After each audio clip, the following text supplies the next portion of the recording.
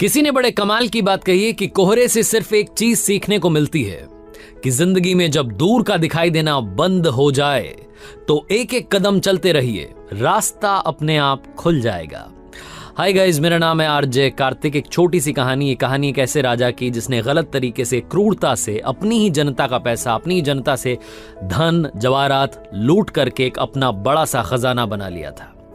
राजा के सामने चिंता यह थी कि उस खजाने को कहां छुपाया जाए, तो उसने जंगल में सुनसान जगह पर एक तहखाना बनवाया। उसकी चाबी सिर्फ 2 लोगों के पास थी, उसका रास्ता सिर्फ 2 लोगों को मालूम था, एक तो राजा और दूसरा उसका बहुत भरोसेमंद मंत्री।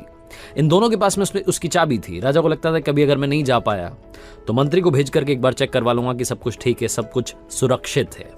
बीच बीच में मंत्री को भेज दिया करता था, दौरा करके चेक करके वो सारा आ जाता था कि हाँ जी वहाँ रखा हुआ है।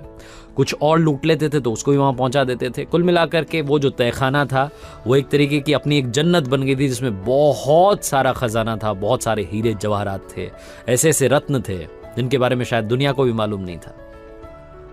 एक बार राजा के मन में आया रात में कि एक काम करता हूँ, आज जाकर के एक बार खजाना देख करके आता हूँ। सुबह सुबह सूर्योदय होने वाला था। उस वक्त राजा घोड़े पर सवार होकर के चुपचाप अपने राजमहल से निकला और उस जगह पर पहुंच गया, उस जंगल में सुनसान जगह पर जहाँ तहखाना था। उसकी चाबी राजा के पास थी। दरवाजा खोला, उसके बाद अंदर गया, जाकर के हीरे जवाहरात देखने लगा और मंत्रमुग्ध हो गया। वो होता है ना कि सेल्फ ऑब्सेशन होता है, अपने आप को सिकंदर मानने लगा। उसको लगा कि दुनिया में मुझसे अमीर कोई नहीं है। हीरों को देखने लगा, जवाहरात को देखने लगा, रत्न देखने लगा, आभूषणों को देखने लगा। इतना बिजी हो गया, खो गया, अपनी ही दुनिया में था, अपने ख्यालों में था। तभी कोइंसिडेंटली वहां से वो मंत्री निकला जिसके पास में उस खजाने की, उस तहखाने की दूसरी चाबी थी। उसने देखा कि दरवाजा खुला हुआ था और वो डर गया। उसे लगा कि क्या पता शायद मैं 1-2 दिन पहले आया था चेक करने के लिए, तब शायद मुझसे गलती से दरवाजा खुला तो नहीं रह गया। डर के मारे फटाफट से जल्दी से उसने दरवाजे को लॉक किया और वहां से चला गया राजमहल की तरफ। राजा साहब अंदर मंत्रमुग्ध हो रहे थे, हीरों में, जवाहरात में, आभूषणों में। जब उनका पेट भर गया, जब मन भर गया कि भाई अब ठीक है, बहुत देख लिया, अब लगा कि चलो वापस चलते हैं महल की तरफ। जब बाहर आने के लिए दरवाजे के पास पहुंचा तो ये क्या, दरवाजा बंद था। बहुत कोशिश की लेकिन बाहर से लॉक हो गया था। चाबी थी लेकिन उस चाबी का होगा क्या। अंदर से दरवाजा पीटता रहा, आवाज देता रहा कि काश कोई सुन ले, मेरे लिए दरवाजा खोल दे। घंटों बीत गए, भूख लग रही थी, प्यास लग रही थी, क्या करता राजा, बस चिल्लाता जा रहा था। दरवाजे के पास बहुत देर तक बैठा रहा। वापस आया अपने हीरे जवाहरात के पास और उनसे कहने लगा कि नायाब हीरे, क्या मुझे एक घूंट पानी पिला दोगे। उन रत्नों को हाथ में लेकर कहने लगा कि मेरी मदद कर दो, मुझे भूख लगी है, दरवाजा खोल दो।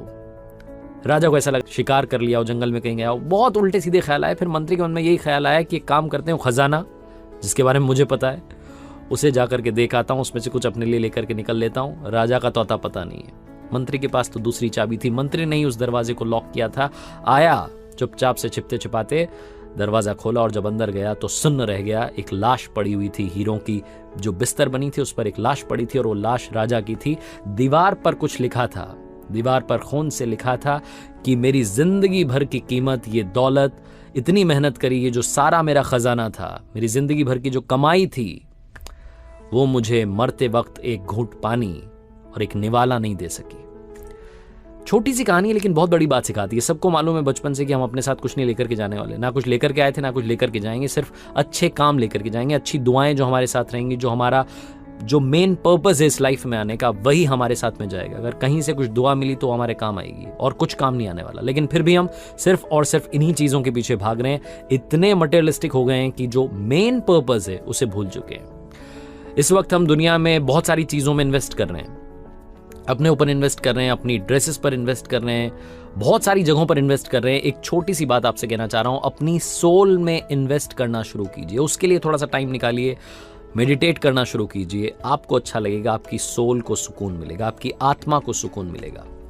आरजे कार्तिक बस ये कहना चाहता है, बांटनी है तो मुस्कान बांटिए, ऊपर वाले के आशीर्वाद के साथ, अपनी मेहनत के साथ और अपनों के प्यार के साथ कर दिखाओ कुछ ऐसा कि दुनिया करना चाहे आपके जैसा।